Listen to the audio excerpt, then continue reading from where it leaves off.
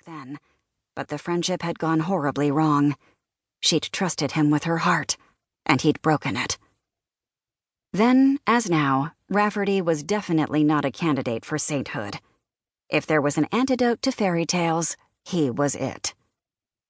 The sexy firefighter was the most popular bachelor in Morganville, Georgia, and though he was well-liked in the community, she wasn't a fan after what had happened between them.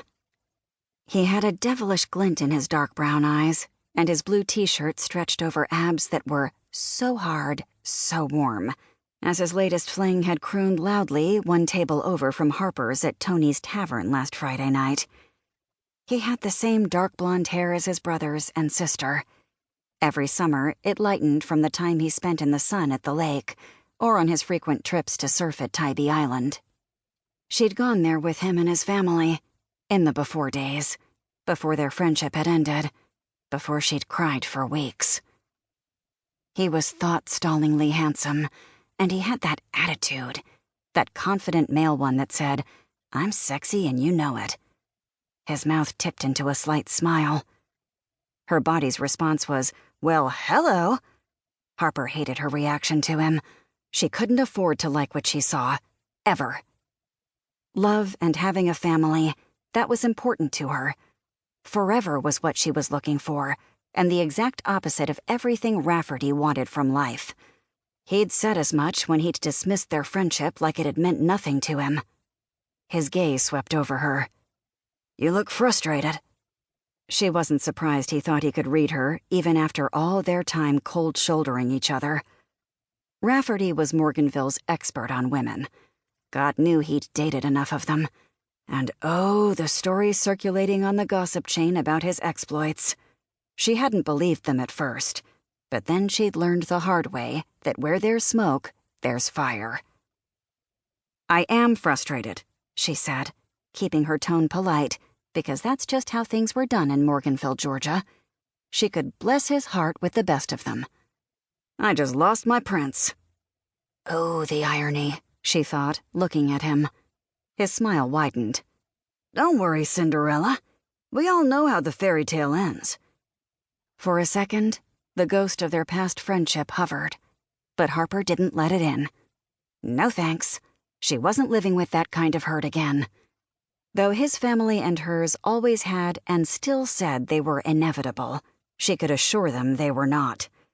Back when they were teenagers, she and Rafferty used to laugh and roll their eyes whenever their families would hint at their coupledom. She shot him a dark look. "Did you come in here just to torment me?" His smile faded. "I heard someone screaming and wanted to make sure you were okay." "Oh, thanks. It wasn't me." The consideration touched Harper, despite her not wanting to feel anything. But she didn't read anything personal into it.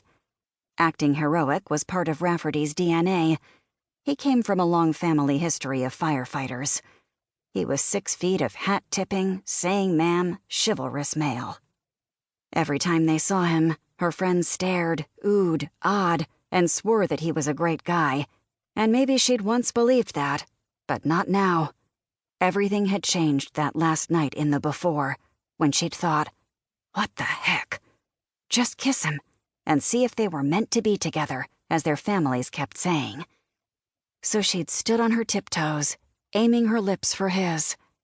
He'd stopped her, a quizzical expression on his face, and said if she wanted to just have fun, then he was all for that. He'd asked her out on a date, and the way he'd asked, she'd known. She'd be just another number to him.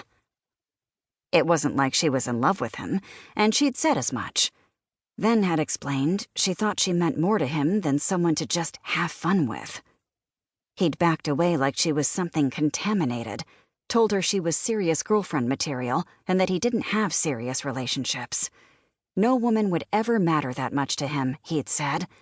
She shouldn't try to make them into something more than a hookup, he'd said. They'd had a terrible argument, and that had been that. It wasn't so much his words that destroyed everything, because she hadn't had any romantic interest in him. No, it was the afterward, when he'd frozen her out of his life. And she'd realized Rafferty was the first guy after her father's abandonment who she'd opened her heart to and trusted.